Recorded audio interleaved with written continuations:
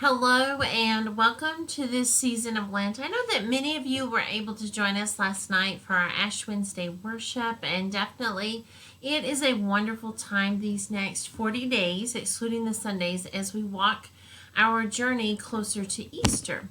I know the children had many questions about the ashes themselves, and so we shared a little bit about them, about where they come from. They actually come from the palms from last Palm Sunday, and I saved them here in the church building. They're usually in the parlor, and they're drying, and they're in kind of that little altar space that we have in the chancel area. And then I take them home, and we set them on fire in my backyard, and I pray that I do not set my own home on fire. But definitely it's a time of ashes to ashes, dust to dust. It's a time of watching that life cycle from the palms last year all the way journey through the whole year back to Ash Wednesday. And then of course then there's pounding. You pound them and you grind them and you make them to a really fine dust. And then we add olive oil. And I explained to the children that olives would have been the type of trees, and olive oil would have been the type of oils that they would have used back in biblical times, in Jesus's time. And so this would have been a common association that we make. It certainly makes for a wonderful kind of almost like a paste maybe would be a good word for it. And then of course we mark the sign of the cross, ashes to ashes, dust to dust. And of course I usually say a reminder that you're God's beloved, because the season of Lent is a reminder that we are God's beloved. It's a season where we walk closer to God in preparation for Easter. So I encourage the children to think about, especially the older children, things that you maybe could give up that would draw you closer. And of course I encourage them to think about whatever they give up, then you shouldn't bemoan that fact. So for example, I say if you gave up candy and then you walk around saying, oh my gosh, I gave up candy, I miss candy, oh my gosh, it's not really giving it up, and it kind of defeats the purpose. It's about, if you give up candy, then every time you're craving candy, instead replace that craving for candy with a craving for God. So spend that time in prayer or in Bible reading or in drawing closer to God. So that's one way we talked about how you might walk the season of Lent. We also talked about how you might add things. And this is something I encourage the littlest of people, because they don't understand about giving up things to get closer to God, but they did understand adding things that draw us closer to Jesus. So maybe reading our Bible, and for them the children's Bible, or for us the adult Bible, singing more, singing hymns, singing praise music, praying more, going to church more, worshiping with your church family more. Any of those things would be things that you add. And again, you don't say, oh my gosh, I have to pray more because it's Lent. It should be a thing that we want to do, that we want to grow closer to Jesus. So I've always encouraged people as well not to tell anybody what you've given up or what you've added during Lent, because that's between you and God. Probably it will show. Other people can probably figure it out, especially those in your family who are around you often. But the idea is it's between you and God, not necessarily between you and everyone else. So one thing that I hope that you might add during this season of Lent would be more time in prayer. I received in the mail this week, I ordered this, I kid you not, last November, because we were talking about the C.S. Lewis books and we were looking at Chronicles of Narnia, and these are 30 meditations on the writings of C.S. Lewis. And this arrived finally yesterday for Ash Wednesday. So it's not bad timing at all. Sometimes God works it all out. And inside on chapter 4, I want to share with you this little chapter about prayer and what C.S. Lewis wrote in Mere Christianity, and then some thoughts about that. So here's what he had to say about spiritual reading. God is not hurried along in the time stream of the universe any more than an author is hurried along in the imaginary time of his own novel. He has infinite attention to spare for each one of us. He does not have to deal with us in the mass. You are as much alone with him as if you were the only being he had ever created. Now I love that sentence, so I'm going to read it again. You are as much alone with him as if you were the only being he had ever created. When Christ died, he died for you individually, just as much as if you had been the only man or the only woman in the world. And that's something that C.S. Lewis wrote in his book, Mere Christianity. Now, those are profound statements that God loves you, just you, enough to spend time alone with you. So on prayer, following that section, Norman Shawchuck writes this: prayer is somewhat of a quandary for me. I must constantly discipline myself to pray daily, whether I like it or not.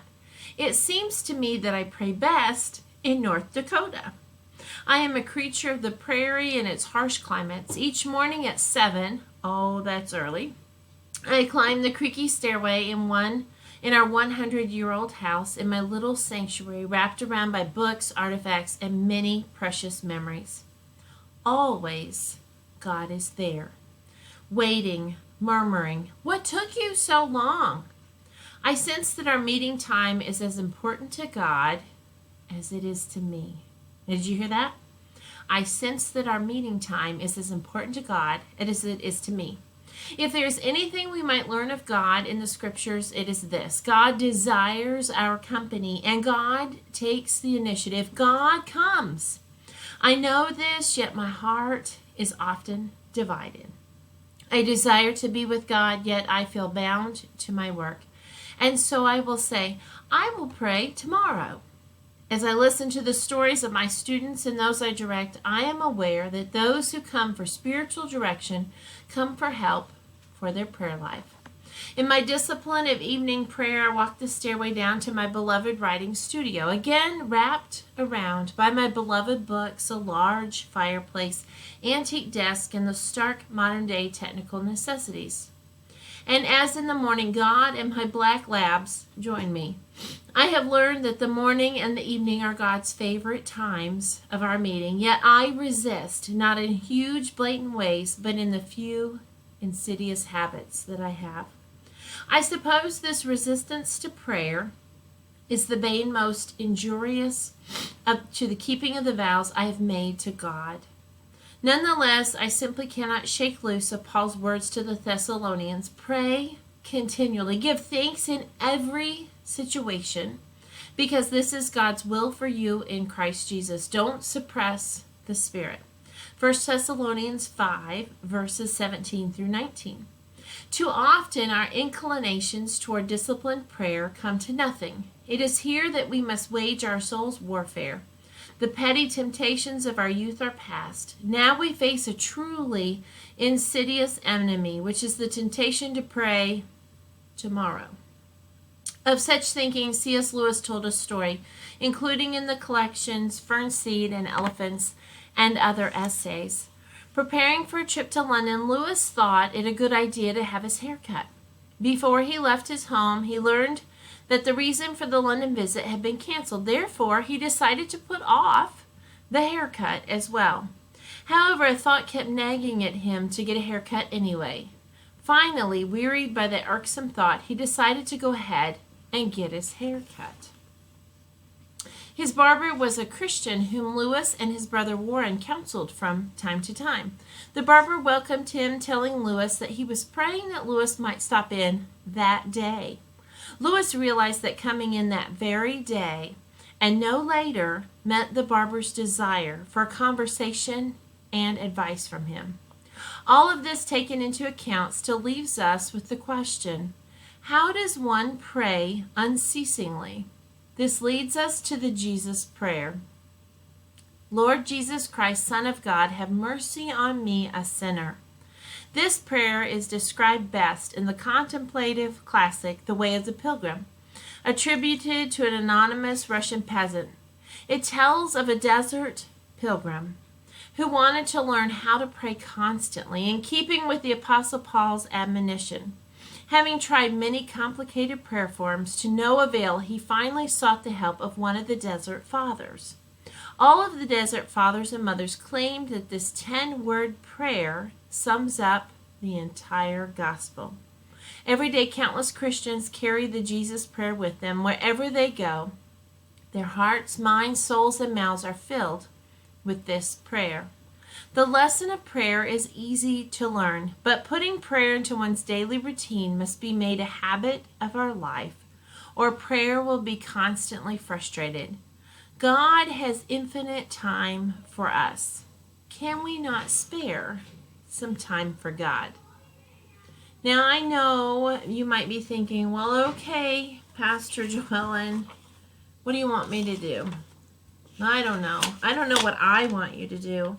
But I want you to think about Lent as a way for what you might do. Think about some things that you might add that would draw you closer to God. It might be prayer, it might be Bible reading, it might be music, it could be lots of things. Perhaps you'll decide to give some things up as well, things that might draw you closer to God. Instead of just, oh, I can't believe I gave those things up. Use those as moments to draw you closer to Jesus. When you're craving whatever it is or wanting to do whatever it is you've given up, use that as time to spend in meditation and prayer as well. I hope that this Lenten journey finds you doing well. Attached to this email, I've included some ideas from our bishop from things that you might do during Lent. If you're here on Sundays or Wednesdays or any time during the week, you'll find we have a new Lenten lending library, and there are books and there are devotion things that you can check out or take to use on your Lenten walk as well. I hope this might be helpful to you. I lift each of you in prayer as I include you on this email, and I pray that this Lenten journey will be one of great joy and prayer as you draw closer to Jesus. I hope to see you soon. Bye-bye.